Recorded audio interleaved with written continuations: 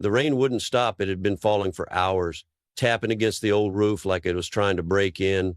Inside the tiny house, the only sounds were the crackle of stale air and a soft sobbing behind a locked door. "Please, Cac, please, just open the door," Upin whispered, his forehead resting against the wood. "We didn't mean it," Ivan added, his voice trembling. "We didn't mean to mess up the cake. We were just trying to help." No response, just more crying.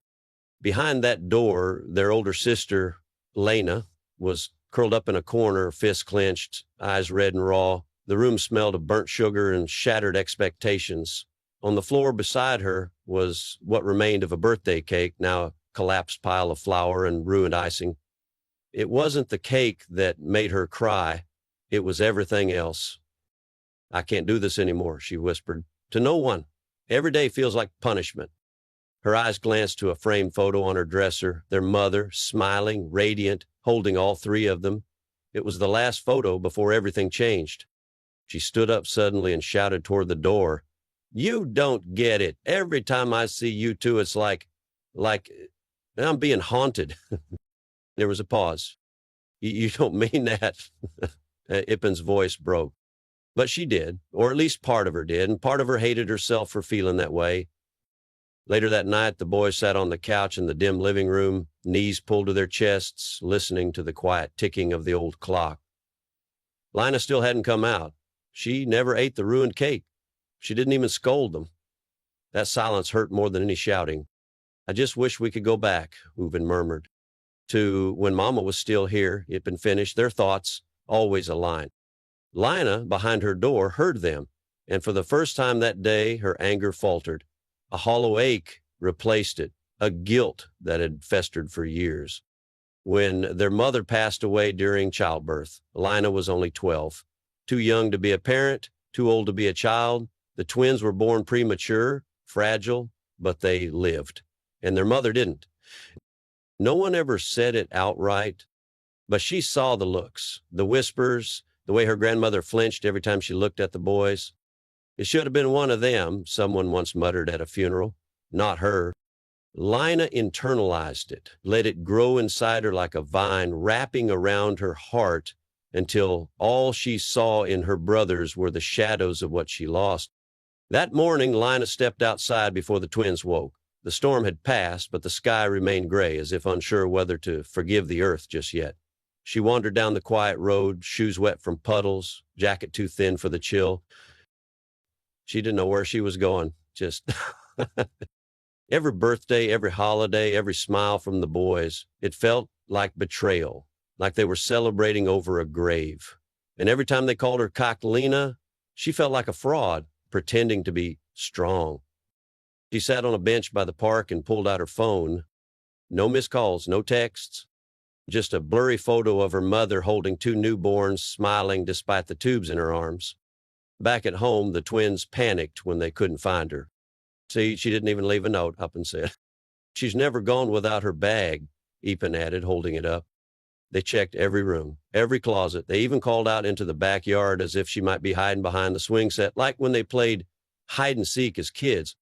"She left us," Ippen whispered. "She really left us." But just as panic began to set in, something strange happened. The lights flickered. The air went still. In a soft voice, their mother's voice, echoed in the hallway. "Protect each other, love without blame." The boys froze. "Did you hear that?" the Open asked. Ippen nodded slowly. That was Mama. Lina felt it too.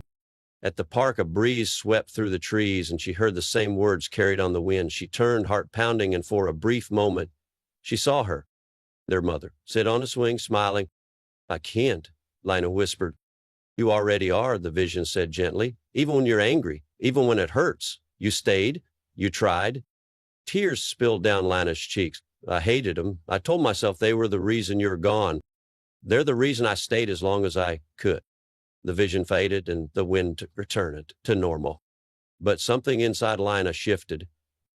By afternoon, she came home. The boys were still sitting by the front door, bundled in blankets, eyes puffy. When she stepped inside, they looked up like they were seeing a ghost. Lina opened her mouth, but nothing came out. So she just dropped to her knees and pulled them both into a hug. I'm sorry, she finally managed.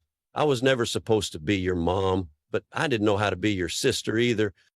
You were both, Evelyn mumbled. And we love you anyway, Upin added. The hug lasted a long time. It wasn't perfect. Nothing had been perfect in a long time, but it was real. And it was enough.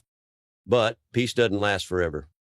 That night, Lina heard something odd from the basement, like a hum, mechanical and wrong.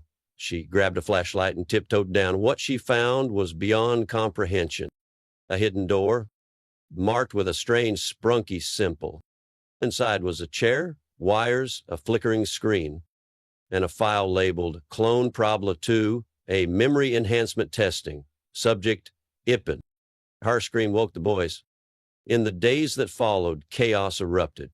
Ipin started glitching, forgetting memories, repeating words. Upin had nightmares of being watched. Lina became obsessed with uncovering the truth.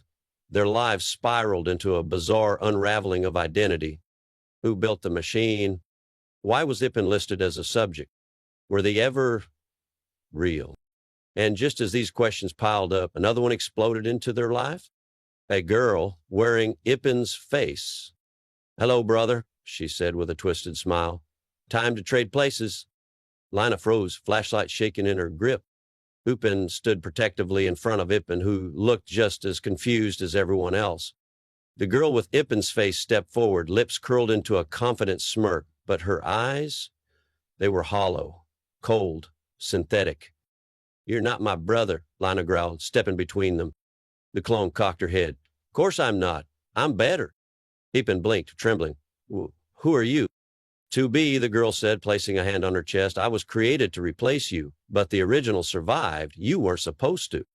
Lina glanced back at the boys. This has something to do with that machine in the basement? I was born from your resentment, To Be whispered, voice eerily soft now.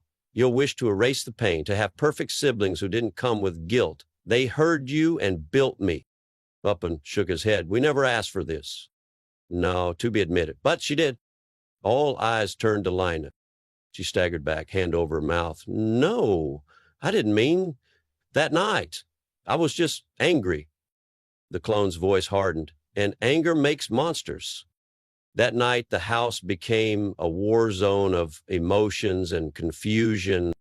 To Be activated parts of the old lab beneath their home, revealing hidden rooms filled with machinery, all humming with raw, sprunky tech, powered by music, grief, and unresolved hatred. I was never supposed to feel, To Be said, her voice echoing from all sides. But somehow, I do. I feel cold, alone, rejected. You gave me life, Lina. You just didn't stay long enough to raise me. You're not my sister, Lina whispered. You're a reflection of my worst moment. And yet you look at me and flinch, just like you flinched at him. Ipin stepped forward gently. You don't have to do this. Don't tell me what I have to do. To Be screamed, and the walls cracked. The machine surged. The lights exploded in a strobe of reds and whites. A copy of Upin's voice began to echo through the room, distorted, glitched, twisted into a cry for help. They tried to escape, but To Be caught them in a chamber that altered gravity. They floated, flipped, and were pinned to the walls by artificial sound waves. You will feel what I felt, she hissed. Abandoned, misunderstood, alone. Lina, barely able to breathe, forced herself to reach her heart, not physically, but emotionally. This isn't you, she said. You're not just code, you're not just anger. You're me, the part of me I wanted to forget. To Be blinked. Lina kept going. But if I can forgive them, maybe I can forgive you too? The chamber went quiet. The hume dropped in pitch, and for a split second, To Be looked like a scared little girl. I just wanted someone to choose me, she whispered. Ipin held out his hand. Then stay, be part of us. No more copies, no more punishment.